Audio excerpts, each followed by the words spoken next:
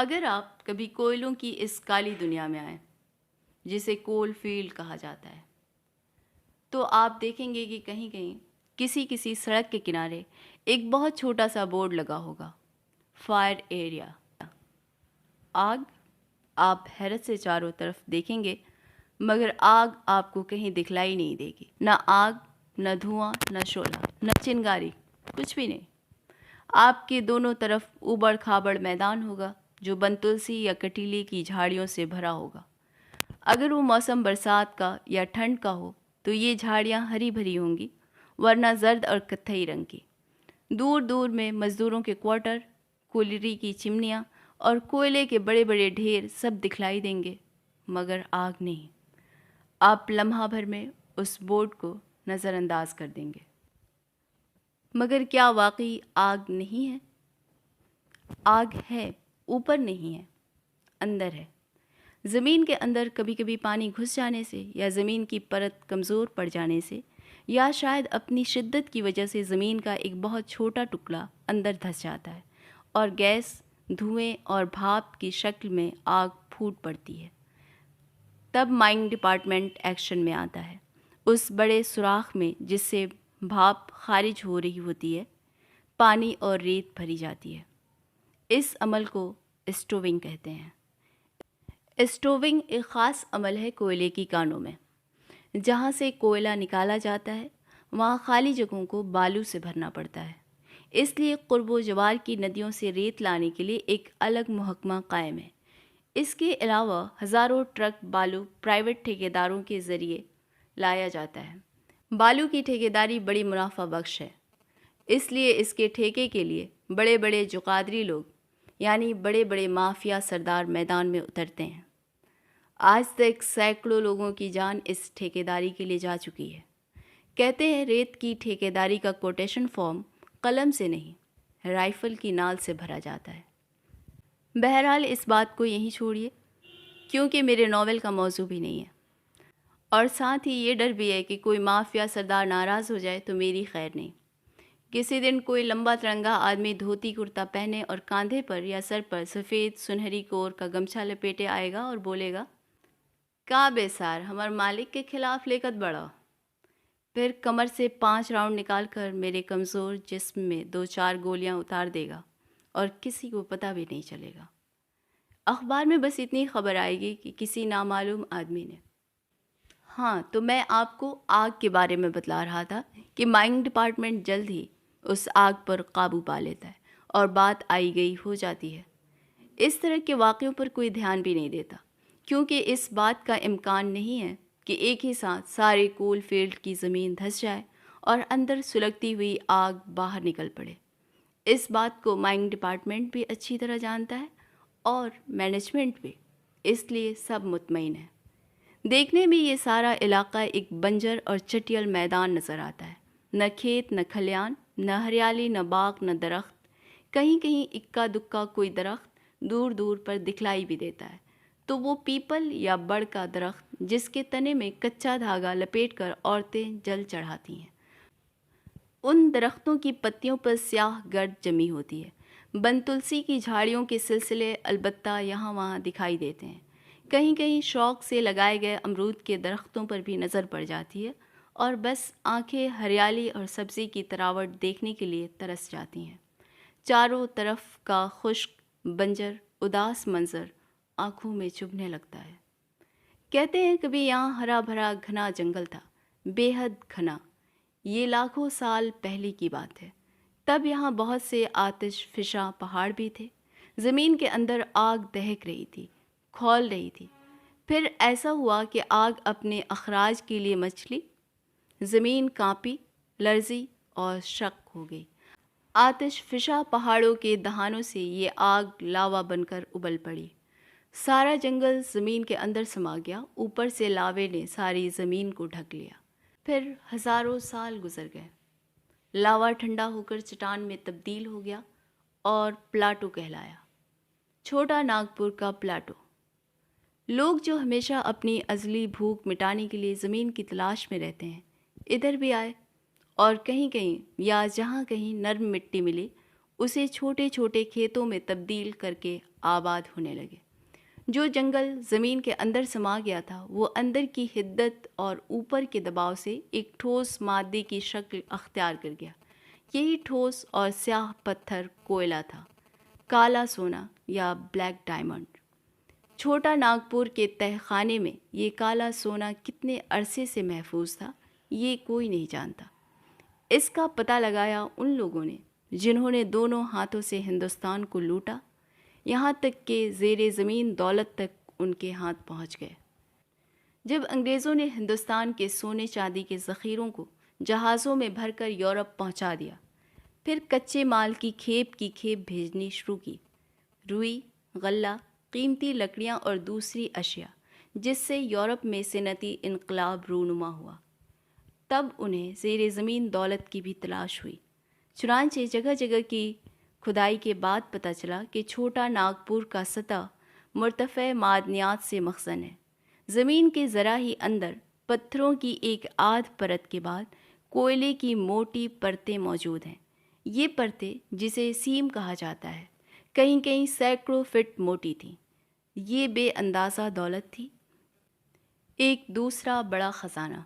چنانچہ انگریزوں نے ان کوئلوں کے نکالنے کا انتظام کیا، چھوٹی چھوٹی کمپنیاں بنائیں، East India Coal Company, Turner Morrison and Company, Bird and Company, اور یہ کالا سونا آہستہ آہستہ زمین سے باہر نکالا جانے لگا۔ بنجر زمین کوڑیوں کے بھاؤ بکی اور سونا اگلنے لگی، مگر وہ لوگ جو زمین کے مالک تھے یا ان زمینوں پر آباد تھے انہیں کچھ نہ ملا سوائے اس شدید مشقت کے جو ان کی روٹی کا واحد ذریعہ بنی۔ زمین جسے پارس کا پانی سیراب کرتا ہے، اس کو آدمیوں نے اپنے پسینے سے، اپنے خون سے سینچنا شروع کیا۔ پھاوڑے، گینتے، شاول، ان سب میں بھوکے بدحال لوگوں کی کمزور بازوؤں کی محنت شامل ہوئی اور انہوں نے زمین کا سینہ شق کر دیا، چیر ڈالا پتھروں کی سلوں کو، اوپر کا اوور برڈن ہٹا اور کوئلے کی سیاہ چمکیلی سیم دکھلائی دی، اور ان کمپنیوں کی قسمت جاگ اٹھی۔ نوٹوں کی بارش شروع ہوئی، مگر صرف کولری مالکوں کے گھر۔ مزدوروں کو وہی ملا، 4 روپے 8 آنا یومیہ، 35 روپے ہفتہ۔ ایک ہفتہ مسلسل مشقت کے بعد ایک مسلسل بھوک۔ یہ سب کون لوگ تھے؟ بھوکے، ننگے، جانوروں کی طرح زندگی گزارنے والے لوگ۔ یہ مقامی باشندے بھی تھے اور ایسے بھی جو دور دراز کے علاقوں سے آئے تھے، اپنے کھیت، اپنا گھر، اپنا علاقہ چھوڑ کر۔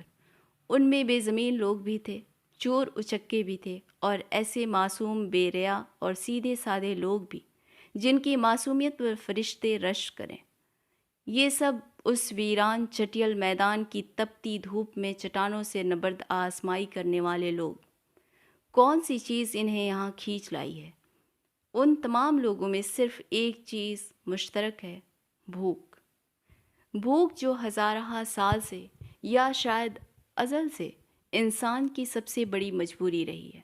یہ بھوک جو آدمی کو غیر انسانی مشقت پر آمادہ کرتی ہے یا غیر انسانی سلوک برداشت کرنے پر مجبور۔ ٹرنر موریسن کمپنی کا ایجنٹ وائٹ صاحب کہتا ہے، سالہ یہ رول دیکھتا ہے، یہ تمہارا پوند میں ڈال دے گا۔ لوگ ہنستے ہیں۔ وائٹ صاحب کی بات پر انہیں غصہ نہیں آتا۔ انہیں معلوم ہے وائٹ صاحب دل سے گالی نہیں دیتے، یہ تو ان کی عادت ہے۔ ان کے جتنا رحم تو شاید ہی کسی کولری ایجنٹ یا مالک کے دل میں ہو۔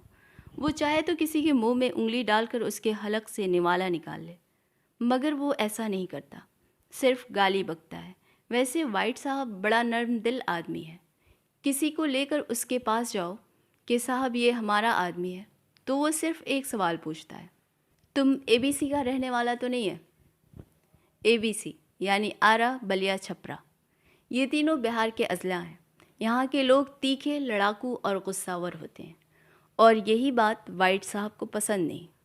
وہ ایسا آدمی چاہتے ہیں جو سر اٹھا کر ان کو جواب نہ دے، جو گالی سن کر لال نہ ہو بلکہ ہنس پڑے۔ وہ ڈسپلن کے قائل ہیں، چنانچہ مائننگ کے قوانین کی پابندی وہ سختی سے کرتا ہے۔ اگر کوئی لیبر اس سے تجاوز کرتا ہے تو اس کو کبھی معاف نہیں کرتے۔ ایسے مزدوروں کو ہفتے بھر کے لیے بٹھا دیا جاتا ہے اور کبھی کبھی ڈسچارج بھی کر دیا جاتا ہے۔ اس معاملے میں وہ ایس این ورما کی بات بھی نہیں مانتا، حالانکہ ہر سنیچر کو وہ ورما کو چائے پر بلاتا ہے۔ چائے نہیں چلتی، چائے کا تو بس نام ہے۔ رات گئے تک انگلش اور فرانسیسی شراب چلتی ہے۔ ورما بڑا ٹریڈ یونین لیڈر ہے، 50 چھوٹی بڑی کولریوں میں اس کی یونین ہے۔ لاکھوں روپے چندہ آتا ہے، کولریوں سے بدھی ہوئی رقم الگ ملتی ہے، ٹھیکوں پر کمیشن بدھا ہے۔ چھوٹے چھوٹے سینکڑوں لیڈر آگے پیچھے لگے رہتے ہیں۔ اس نے غنڈوں کی، جسے یہاں کی زبان میں پہلوان کہا جاتا ہے، ایک پوری فوج پال رکھی ہے۔ ایسے آدمیوں کو وائٹ صاحب ہمیشہ ہاتھ میں رکھتا ہے۔ کچھ لوگ کہتے ہیں کہ وہ ورما سے ڈرتے ہیں، کچھ لوگ تو یہ بھی کہتے ہیں وہ ورما کو ایک بڑی رقم کولری کے معاملوں میں اپنی زبان بند رکھنے کے لیے دیتے ہیں۔ حالانکہ کچھ لوگوں کا یہ بھی خیال ہے کہ یہ محض وائٹ صاحب کی قدردانی ہے۔ جہاں تک قدردانی کا تعلق ہے، وہ ورما کے پہلوانوں کے مکھیا اصغر خاں کی بھی بڑی قدر کرتے ہیں۔ لوکس صاحب کو حکم ہے کہ وہ اصغر خاں کا خیال رکھے۔ چنانچہ اصغر خاں جب بھی آفس کے نزدیک پہنچتا ہے تو خود لوکس اپنے آفس سے نکل کر اس کی جیب میں 50 روپے ڈال دیتا ہے۔ کیش ڈپارٹمنٹ میں کام کرنے والا گھوشال بابو روز یہ منظر دیکھتا ہے اور روز ایک گالی دیتا ہے۔ سالہ! یہ گالی وہ کس کو دیتا ہے؟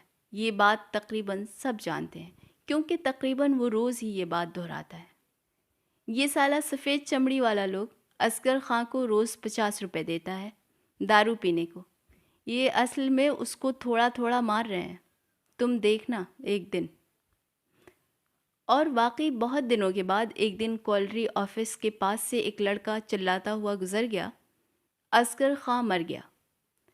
وائٹ صاحب نے لوکس کو ٹیلی فون کر کے تصدیق کی اور پھر اس نے کرسی کی پشت سے سر لگا کر ایک لمبی اطمینان کی سانس لی۔ Thanks God. اس رات وائٹ صاحب نے خوب شراب پی۔ اس کی میم نے اس کو روکنا چاہا تو اس نے میم صاحب کا ہاتھ جھٹک دیا۔ آج کچھ مت بولو، آج فتح کا دن ہے، خوشی کا دن ہے۔ جس دن ورما مرے گا اس دن میں ساری کولری کو شراب میں نہلا دوں گا۔ وائٹ صاحب تو خیر بڑا آدمی ہے، بڑی کولری کا ایجنٹ ہے۔ چھوٹی چھوٹی کولریوں کے مالک بھی چاہیں تو پورے کول فیلڈ کو شراب میں نہلا سکتے ہیں۔ پیسے کی فراوانی کا وہ عالم ہے کہ خود ان مالکوں کو اچھی طرح نہیں معلوم ہوتا کہ کتنا پیسہ آ رہا ہے۔ ایک ایک کولری مالک 4 5 گاڑیاں رکھتا ہے، کئی بنگلے، مکان، شراب اور عیاشی پر روپیہ پانی کی طرح بہاتا ہے۔ مگر اس ساری دولت میں مزدور کا حصہ صرف 4 روپے 8 آنا یومیہ ہے۔ دن بھر پتھروں سے جوجھنے والے زمین کے سینکڑوں بلکہ ہزاروں فٹ نیچے اندھیری سرنگوں سے کالا سونا نکالنے والے ادننگے مزدور کے جب باہر آتے ہیں تو پسینے سے بھیگے ہوئے جسموں پر کوئلے کے ذرات ایسے چمٹے ہوئے ہوتے ہیں کہ اگر کوئی نیا آدمی دیکھ لے تو ان کو آدمی ماننے سے انکار کر دے۔ سیاہ فام بھوت، صرف آنکھیں اور دانت سفید دکھلائی دیتے ہیں۔ تھکے ہارے ٹوٹے ہوئے یہ لوگ اپنے ڈھوڑوں کے آگے ہانڈیوں میں ابالے چاول کو کبھی دال اور کبھی پیاز کے ساتھ اپنے اندر کے جہنم میں اڑیل لیتے ہیں۔ غیر انسانی مشقت کو قابل برداشت بنانے کے لیے شراب پیتے ہیں۔ مہوے کی کچی شراب یا اسپرٹ کی شراب انہیں اندر اندر نوچتی ہے، بھنبوڑتی ہے، بیمار کر دیتی ہے۔ یہ کھانستے ہیں، خون تھوکتے ہیں اور قرض کے لیے سود خوروں کے اس جال میں پھنس جاتے ہیں جو ان کے چاروں طرف تنا ہوتا ہے۔ ہر ہفتہ تنخواہ کی کھڑکی کے سامنے یہ سود خور موت کے فرشتوں کی طرح کھڑے ہوتے ہیں۔ جیسے ہی تنخواہ ملتی ہے ان کے ہاتھ سے نوٹ ایسے جھپٹ لیتے ہیں جیسے چیل بچوں کے ہاتھ سے دونا اچک لیتا ہے۔ عجب دنیا ہے یہ۔ مالک دولت سے اندھا ہو رہا ہے، لیڈر اپنا حصہ لے کر عیش کر رہے ہیں، ٹھیکے دار منمانی قیمت وصول کر کے لاکھوں میں کھیل رہے ہیں، مائن کا عملہ رشوت کے روپیوں سے آسودہ حال ہے۔ صرف مزدور، بس صرف مزدور ہے جس کو نہ اپنے پسینے کی قیمت ملتی ہے اور نہ اپنے تھوکے ہوئے خون کا معاوضہ۔ زمین کے ہزاروں فٹ نیچے اندھیری سرنگوں میں شدید گرمی ہوتی ہے، حبس ہوتا ہے، پسینہ ہر مسام سے بوند بوند نکلتا جسم پر کیچوے کی طرح رینگتا ہے اور کوئلے کی سیاہ دھول اس پسینے پر جمتی جاتی ہے۔ سارے لوگ سیاہ پتھر کے مجسموں کی طرح دکھلائی دینے لگتے ہیں۔ یہ الگ دنیا ہوتی ہے، اندھیرے میں موت گشت کرتی ہے، کبھی کہیں چال گر پڑتی ہے، کبھی کول ٹب کا رسہ ٹوٹ جاتا ہے، کبھی زہریلی گیس موت کی نقیب بجاتی ہے۔ موت کے بعد بھی کوشش کی جاتی ہے کہ لاش ہزاروں ٹن ریت میں یا کسی بند گفا میں دفن کر دی جائے تاکہ معاوضے سے بچا جا سکے، مگر جب ایسا نہیں ہو پاتا تو بڑا ہنگامہ ہو جاتا ہے۔ مائنز ڈپارٹمنٹ انکوائری کمیشن بٹھاتا ہے، مقامی پولیس بھی دخل در معقولات کرتی ہے، یونین کے سارے چھوٹے بڑے لیڈر مزدوروں میں آگ بھڑکانے لگتے ہیں، وہ حادثے کا ذمہ دار مینجمنٹ کو ٹھہراتے ہیں۔ 10-20 روز خوب گرما گرمی رہتی ہے، پھر اچانک سب ٹھنڈا پڑ جاتا ہے۔ انکوائری کمیشن کی رپورٹ بتاتی ہے کہ مزدور اپنی غلطی سے موت کے منہ میں چلا گیا۔ لیڈر چپی سادھ لیتے ہیں، مزدور گالیاں بک کر اپنا جی ٹھنڈا کر لیتے ہیں، پھر سب کچھ ٹھیک ٹھاک ہو جاتا ہے۔ لیکن کولری مالک حادثے سے بہت گھبراتے ہیں، اس میں ان کی خوب نچائی ہوتی ہے، جو بات ہوتی ہے وہ نوٹ کی گڈیوں کی زبان میں ہوتی ہے۔ انکوائری انسپکٹر، پولیس، لیڈر اور کچھ مزدور کے رشتہ دار معاملے کے سلجھتے سلجھتے لاکھوں کے وارے نیارے ہو جاتی ہے۔ پھر رات دن کی پریشانی، دوڑ دھوپ، خوشامد درآمد، بڑی فضیحت ہوتی ہے۔ اس لیے مالک اگر کسی چیز سے گھبراتا ہے تو وہ حادثے سے، دوسری چیزوں سے نپٹنے کی طاقت وہ ہمیشہ رکھتے ہیں۔ جس طرح لیڈروں کے پالتو پہلوان ہوتے ہیں، اسی طرح مالک بھی لٹھیت رکھتے ہیں۔ مزدوروں اور لٹھیتوں میں جھڑپیں بھی ہوتی ہیں، سر پھوٹتے ہیں، ہاتھ پاؤں ٹوٹتے ہیں، کبھی کبھی کوئی مارا بھی جاتا ہے، مقدمے چلتے ہیں۔ ظاہر ہے پولیس اس کا ساتھ دیتی ہے جو اس کا ساتھ دیتا ہے۔ زندہ رہنے کا قرض چکاتے یہ مزدور چاروں طرف جوجھتے، مالک، یونین، ٹھیکیدار، سود خور، چاروں طرف سے گھرے ہوئے ہیں۔ یہ لوگ، یہ 100-200 نہیں ہیں، 1000-10,000 بھی نہیں ہیں، بلکہ لاکھوں کی تعداد میں ہیں، مگر مختلف کالریوں میں، مختلف ذاتوں میں، مختلف ٹریڈ یونینوں میں بٹے ہوئے ہیں۔ مینجمنٹ جانتا ہے کہ یہ کبھی ایک نہیں ہو پائیں گے، جیسے وہ جانتا ہے کہ اندر کی آگ کبھی ایک ساتھ کول فیلڈ میں نہیں پھٹ سکتی، اور اس کو چھوٹی چھوٹی آگوں پر اسٹوونگ کر کے قابو پانے کا فن خوب آتا ہے۔